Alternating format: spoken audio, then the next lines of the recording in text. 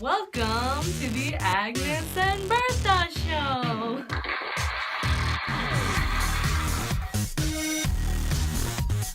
Hello everyone, and welcome to the A and B Show. Today we have 4 special guests for you. You will be hearing from organizers or affiliates from 4 of the most pristine utopian societies. I'm going to send it over to Bertha with the inside scoop. Thank you, Agnes. Utopian communities have risen in the past century out of the atmosphere of social reform. They were committed to changing society by implementing ideas that would apply to their community, usually looked upon as very radical by members of society not involved in these communities. Our first guest is from Brook Farm, located in West Roxbury, Massachusetts. Please give a warm welcome to Mr. George Ripley, editor of The Dial and leader of the Transcendental Club. Hello, I'm George Ripley, and my community has come to be known as the Transcendentalist Romance. We strongly believe in having time to pursue our own literary and scientific interests. We live by the motto, life of the mind. How did your movement come about, and what were some of the focuses in the community of Brook Farm? In the early 40s, we began to question the society we lived in. We wanted to create our own personal society that we believed was perfect. We lived a communal life with a Republican-style government. Under the right conditions, we truly believed that life could be lived in perfect harmony.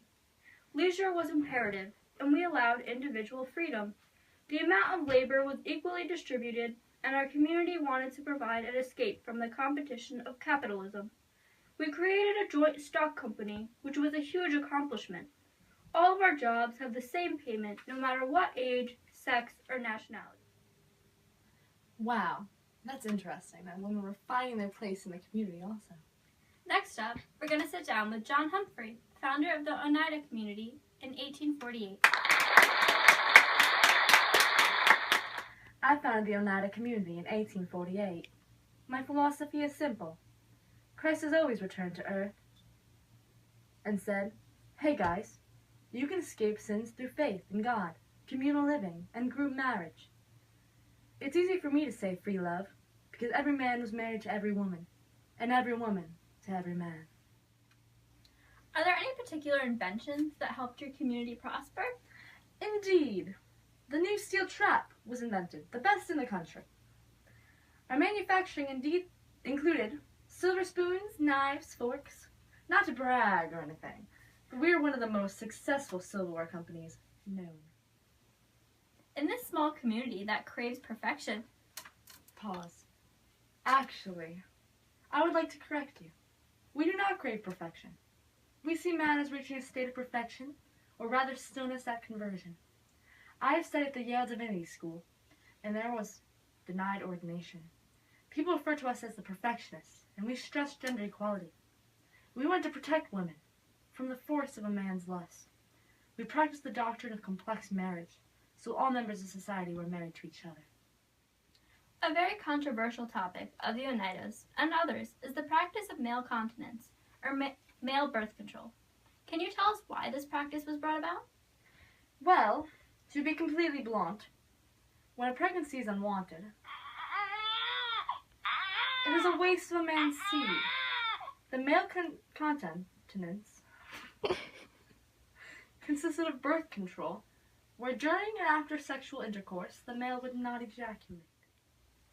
Well, what a nice note to leave off on. We're going to take a quick break, but when we come back, we'll hear from the Shakers, the Mormons, and discuss the cult of domesticity. So stay tuned.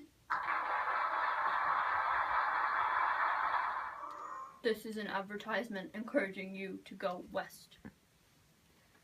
We can go around the world, all around the big world.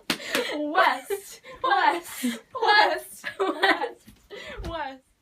The Mormons are up next and have the honor of being called the most successful utopian community. The Mormons believed in the idea of families staying together forever, along with marriages continuing into the afterlife. Here we have the founder, Joseph Smith. Please tell us about the utopian community you created. Well, the Mormons are very different from other communities. We believe mankind is all brothers and sisters. Our goals consisted of religious freedom, making perfect humans, and becoming a god.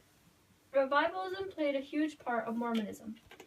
We had no rich or poor in our society, but instead, everyone stands side by side, nobody above anyone else. That's very interesting. But I'm sorry, due to time constraints, we are going to have to move on to the last utopian community, known as the Shakers. The Shakers were founded by a woman, Mother Ann Lee.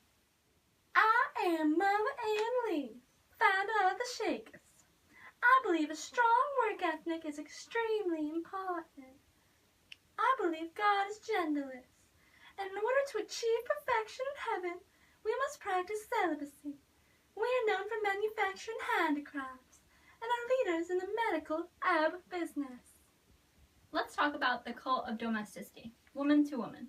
Yes. Describe your feelings on some of their ideals. Do you feel like utopian societies motivated women? If so, how?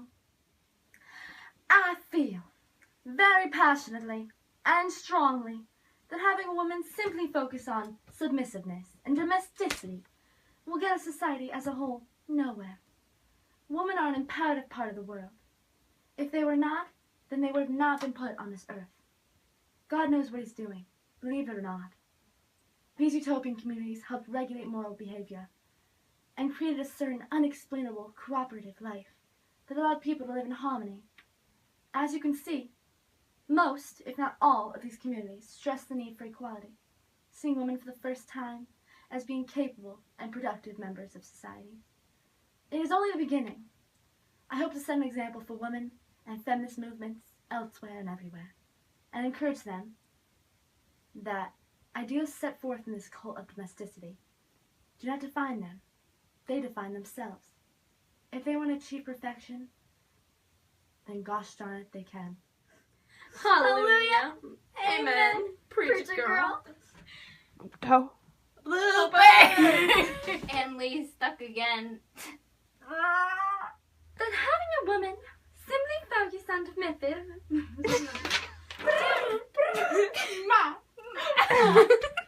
You'll be hearing from organizers or affiliates from 4 of the most prestigious utopian societies.